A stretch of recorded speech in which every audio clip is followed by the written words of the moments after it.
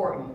I specifically partner with organizations to help them uncover the triggers, mindsets, and behaviors that stall growth and drain their investments. And I help organizations, leaders, turn those hidden risks into their levers for success. So we're going to talk about that today. The model that I created is up there on the screen. It's the Live, Lead, Leverage model. It's what I speak from. It's what I teach from. It's very central to who I am as a small business owner. Now, prior to becoming a full-time speaker, I spent the first 22 years of my career as an enterprise risk manager. Anybody friends with the risk managers in your organization? All right, anybody the risk manager in your organization? Every hand should go up when I ask that question around who here is a risk manager. Every single leader is a risk manager because you are constantly assessing value. You're always finding challenges within an organization and constantly problem solving, no matter what your role or title is. So the very simple definition that I'll anchor us to today of what a risk is just the possibility of harm or loss to something of value. And our central focus today is losing value in your leadership, okay? And what, mental health and challenges like burnout do to that. And one of the reasons I want to focus on burnout so heavily is because I do feel like, especially since the pandemic, we have almost trivialized it. Right? So has everybody in the room has at least heard one person say, I'm burned out, right? Of course. Have you, just raise your hand if it was you? Yeah. Okay.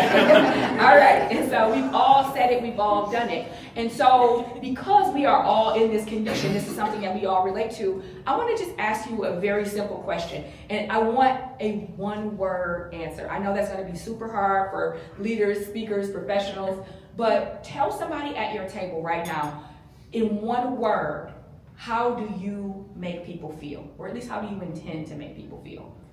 Don't explain it. Try to narrow it down one word. It always gets super chatty at this point, even though I said one word. Okay, everybody got their one word. And the way I will call your attention back to the front, the way I will always call your attention, I will ask you if you can hear me. Can you hear me? Yes. If you can hear me, please turn this way. That's how I'll get your attention. And so I want to hear some of the words. Super quick, one word. Just secure. Secure. Comfortable. Safe. Valued. Heard, encouraged. What else did I hear? Seen. Valued. Supported. Welcome. Respected. Empowered. These are all. I'm sorry? You're actually jumping ahead. It's always that one person. Who is that person? What's your name? Because I tried to come and I tried to start off my presentations a certain way, but as soon as that one jokester pulls me out, then it's on from there. Okay. So we've heard lots of different words, but this is actually a more important question. How do you make people feel in one word when you're stressed? When you are stressed as a leader, as a parent, as a spouse, as a partner, as a community thought leader, whatever, when you are stressed, how do you make people feel? Share that with the people at your table.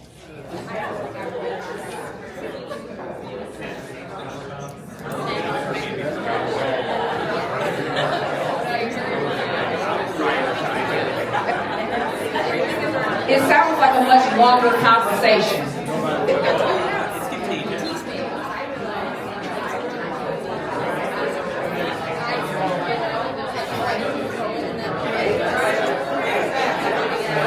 Okay, can you hear me? Can you hear me? Yes? You can hear me? Please turn this way. I want to hear some of the words in that one word, because I heard all kinds of altruistic, beautiful, uplifting words the first time. And I want to hear now, how do you make people feel when you're stressed? Tense. Uncomfortable. Intense. Uncomfortable. Anxious. Forgotten. Dang. Judgy. So, okay, some other words. Now, this is a moment, and we're being lighthearted, right? We're starting our day. But this is a serious question. I really want to know that. So what are some other answers? Because these are very different from what you said the first time around. Disrespected. Disrespected. Not even scared. Scared. What else? Micromanaged. Micromanaged. Accountable. Accountable. Eggshells. Okay. So the two words that you have, whether you called out your answer or not, I want you to actually anchor yourself. And you can write them down if you have pen and paper in front of you. But I want you to anchor yourself like polar opposites. Polar opposites of the two answers that you gave. Because here, we started this conversation off talking about risk. The possibility of harm or loss to something of value. Losing your humanity in your stress is a risk. Swinging your personality from making people feel empowered, respected, welcome, and all the things you called out to, micromanaged, intense, stressed, anxious. That is a big swing. It's a big swing. And that gap that exists between how you intend to make people feel and how you make them feel when you're stressed, that is where all of your risk is as a leader, and it's also simultaneously where all of your opportunity is as a leader. All of your capacity rests between those two words. So I really want you to anchor yourself to them. I know